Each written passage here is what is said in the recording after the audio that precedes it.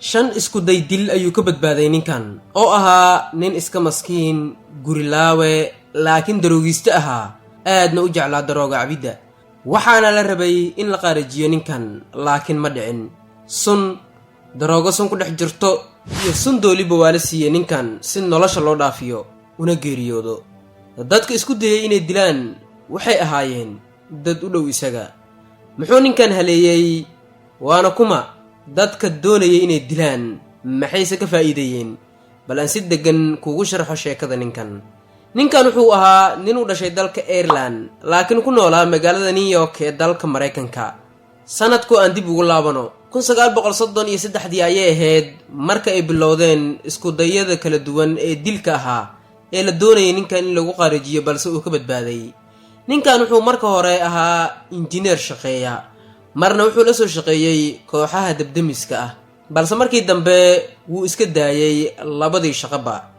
intii u dhaxaysay 1920 ilaa 1930kiina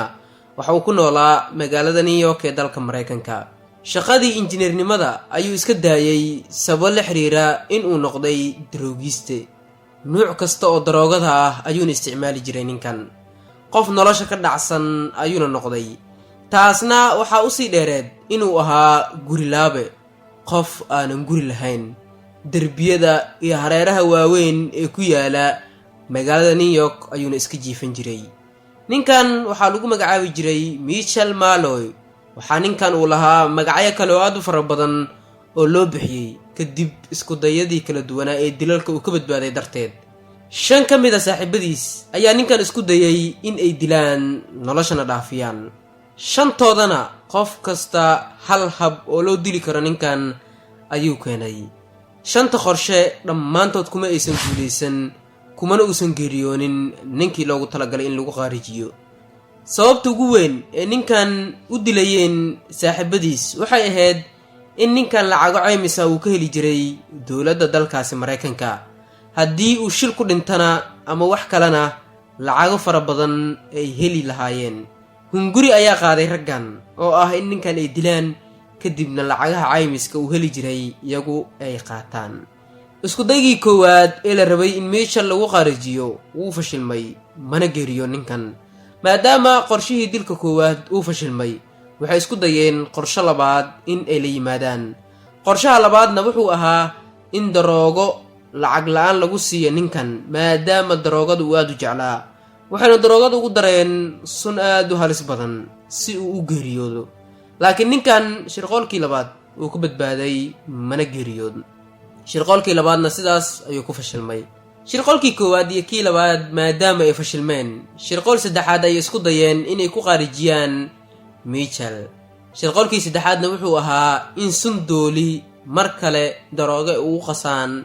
siyaana balse mar kale ninkan uu ku badbaaday suntii dooliga ahayd mana ku geeriyoon waqtigaasina kuma uusan dhiman aad ayeen ula yaabeen shirqool kasta ee ninkan isku daya inay ku dilaan uu si fudud kaga badbaadayo shirqoolkii saddexaad oo ahaa mid aad u halis badanna ninkan waa uu ka badbaaday shantii ninna way la yaabeen sida uu ugu badbaaday shirqoolka waqtigiisa ayaa wax ka dhinnaa balse raggii ma quusan oo shirqool afraad ayay sameeyeen shirqoolkii afraadna mar kale waa uu ku badbaaday waa ina fashilmeen shirqool shanaad ayay galeen shirqoolkan shanaadna wuxuu ahaa mid cajiib ah oo la yaab badan waa ay xirxireen ninkan kadibna dharkii ayay ka bixiyeen meel qabowgeeda aad u sareeyo ayayna geeyeen si uu qabowga ugu dhaco ninkan kadibna feeraha biyo ay ka galaan una geeriyoodo sidoo kale biyo qabow badan ayay ku bilbileen si ninkan dhibaato intaan ka badan ay u soo gaarto balse arrintan lagu sameeyay ninkan waxaa ka war helay booliiskii oo si dhaqso leh goobta ku soo gaaray ninkan ayayna kaligiis arkeen isagoo meel ku xirxiran maadaama dadkii shirqoolayaasha ahaayeen meesha ay ka carareen booliiska ninkan waa ay wadeen waxa ayna geeyeen meel dharkii ayay ka bedeleen kadibna meeshaas ayaa muddo lagu xanaaneeyey ninkii muddo kadib ayay kooxihii ugaarsadeen mar kale ayayna gacan ku dhigliyaashii shirqool uu ka baxsan karin u diyaariyeen shirqoolkan wuxuu ahaa mid halis badan ninkan waa ay qabteen way wadeen qol ayay geliyeen kadibna afka ayay ka geliyeen tubo ku xiran gaaska ayayna ku shideen. ugu dambeyntiina ninkan isla saacad gudaheed ayuu ku geeriyooday.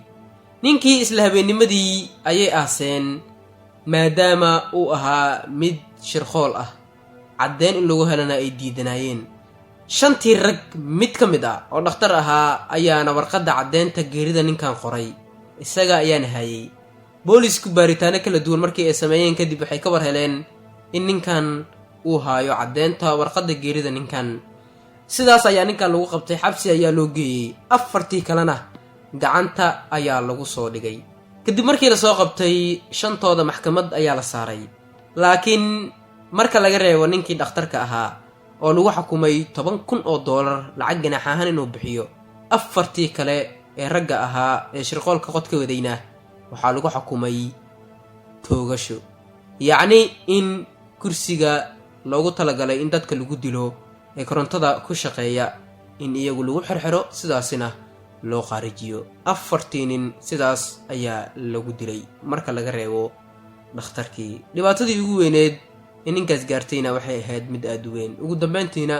wuxuu u geeriyooday tubadaas gaaska ahayd ee afka laga geliyey kadibna lagu shiday. muuqaalkii maanta intaan ayaan kusoo koobayaa. tani muuqaalkeena xiga maalinta berri waxaa idinkaga tegayaa sidaas iyo amaana alla.